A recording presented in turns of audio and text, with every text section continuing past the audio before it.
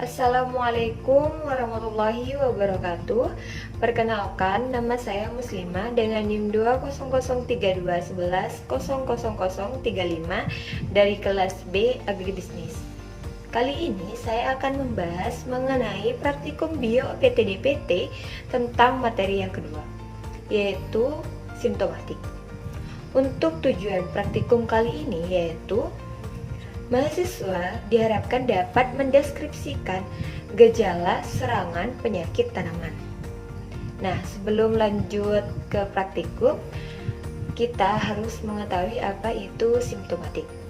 Simptomatik adalah bagian dari fitopatologi yang menyelidiki, melukiskan, dan membanding-bandingkan gejala penyakit tumbuhan. Pada umumnya, tumbuhan yang sakit akan menunjukkan gejala yang khusus.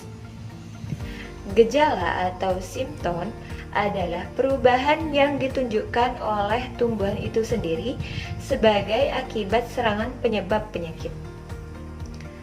Gejala yang disertai tanda dari patogen atau penyebab penyakit merupakan dasar untuk mengadakan diagnosa di lapangan.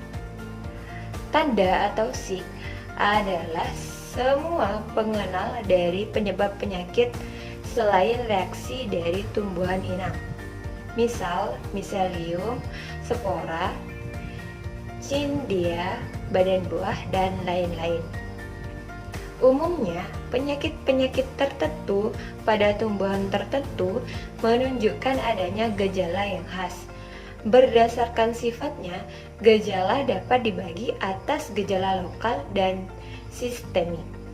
Gejala lokal adalah gejala yang terbatas atau bersifat setempat, yang disebabkan oleh bakteri dan cendawan. Biasanya menunjukkan gejala ini. Gejala sistemik adalah gejala yang menyebar dan meliputi seluruh tubuh tanaman, disebabkan oleh virus dan penyakit-penyakit fisiologis. Namun, meskipun serangan patogen hanya lokal, tetapi mungkin juga menimbulkan gejala sistemik. Nah, itu dia penjelasan dari saya mengenai simptomatik.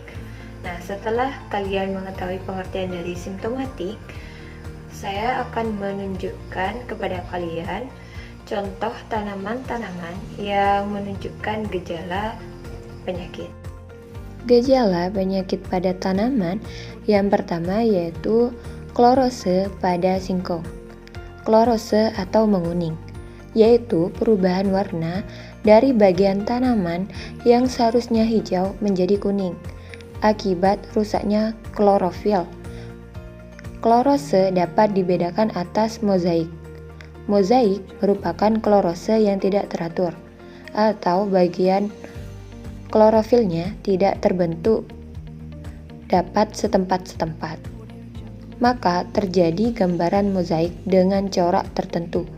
Kadang-kadang bagian yang memucat lebih luas daripada bagian yang tetap berwarna hijau. Gejala penyakit pada tanaman yang kedua yaitu perforasi pada jambu. Perforasi adalah nekrose yang diikuti oleh rontoknya sel-sel yang mati sehingga terbentuk lubang-lubang. Gejala penyakit pada tanaman yang ketiga yaitu kerdil pada pisang. Kerdil merupakan gejala habitat yang disebabkan karena terhambatnya pertumbuhan bagian-bagian tanaman sehingga ukurannya lebih kecil dari biasa. Contoh umumnya, penyakit-penyakit yang disebabkan oleh virus banyak menimbulkan gejala kerdil. Salah satu contohnya yaitu seperti video yang saya tampilkan. Gejala penyakit pada tanaman yang terakhir yaitu cecidia pada mangga. Cecidia atau tumor adalah pembengkakan setempat berupa bisul-bisul atau bintil-bintil yang terdiri dari jaringan tumbuhan bersama-sama dengan penyebab penyakit, atau dapat juga hanya terdiri dari jaringan tumbuhan saja. Berdasarkan penyebabnya, sesidia dibedakan menjadi dua, yaitu zoosesidia adalah sesidia yang terjadi karena serangga atau hewan. Yang kedua yaitu Phytosesidia adalah sesidia yang disebabkan oleh tumbuhan.